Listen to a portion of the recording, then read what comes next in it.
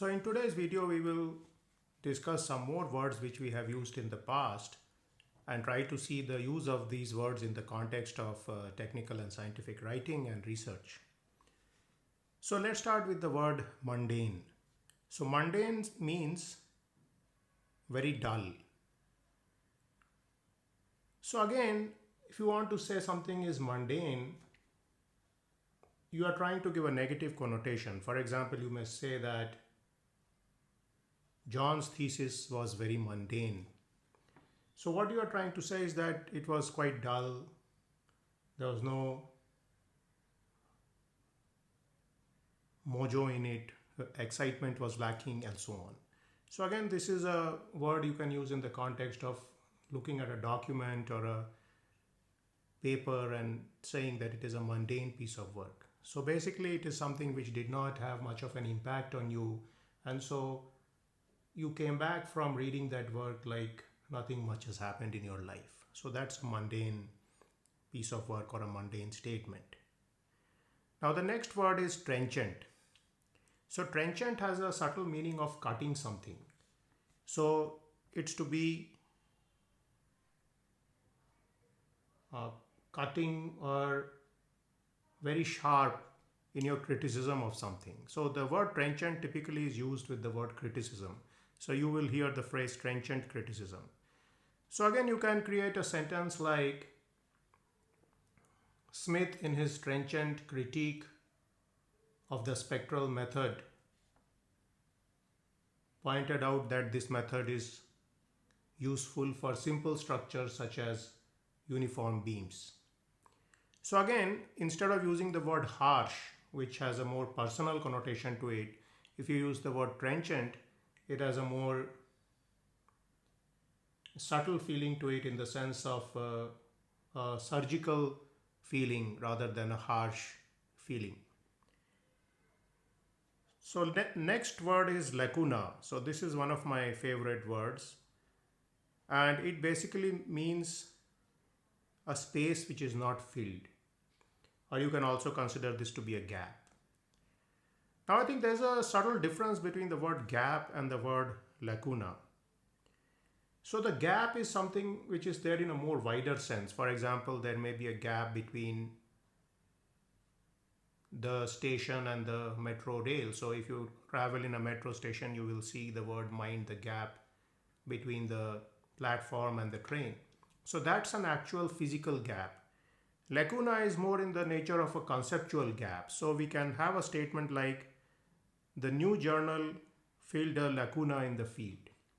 So that's a kind of gap which needs filling in a more conceptual sense. So I would always use the word lacuna in place of the gap in case you are talking about literature or talking about research problems and so on.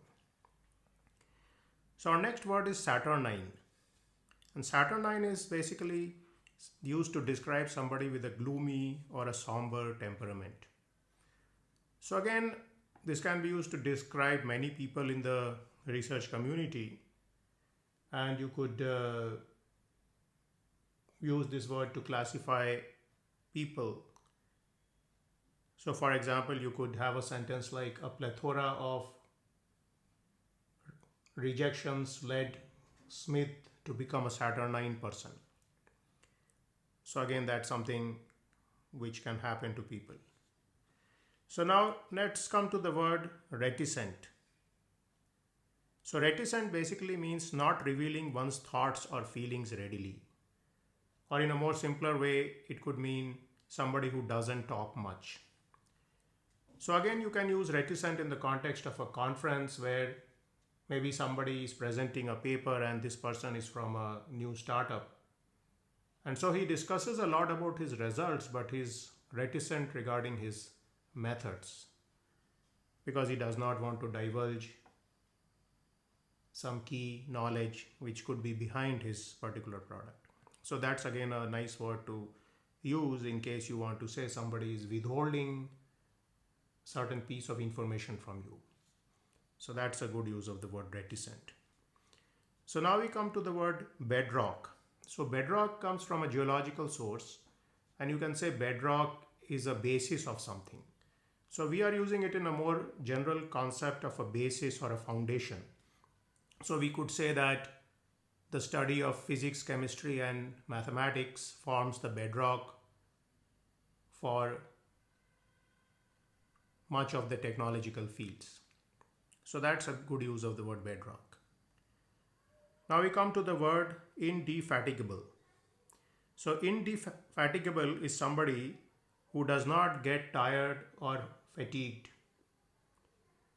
And so again, this is used in the context of maybe somebody who puts in a lot of hard work, puts in a lot of time on a certain research problem.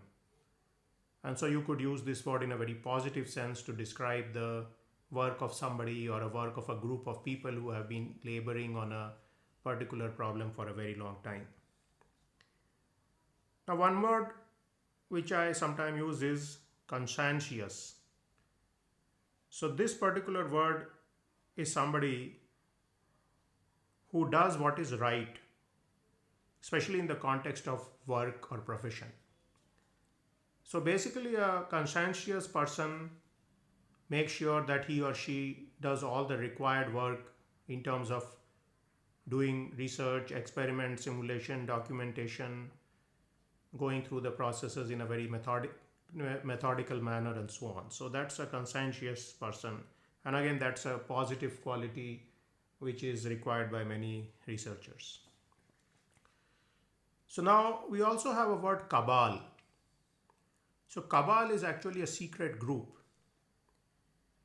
And it's often used in the context of politics or secret societies and so on, but it can be used in a very general sense also. For example, you could have a sentence like a cabal of group theorists met in Boston to discuss methods through which they could propagate their subject on different fields or through different fields. So again, that's a cabal, that's a group of people who share a certain common paradigm which they want to use and propagate. Now also the word impecunious means that somebody who has little or no money. So again, this is a better word instead of using the word poor, because the word poor has two connotations. Poor may mean that a person lacks money, and it has a second meaning that the things are of low or bad quality. So again, when you are defining or discussing, let us say, about PhD students whose stipend may not be so much, you may not want to use the word poor with respect to them, but you may want to use the word impecunious. So they may not have money, but they do not lack quality. So again, that's a subtlety to keep in mind when you are using this particular word. So these are some words I have used in my past videos.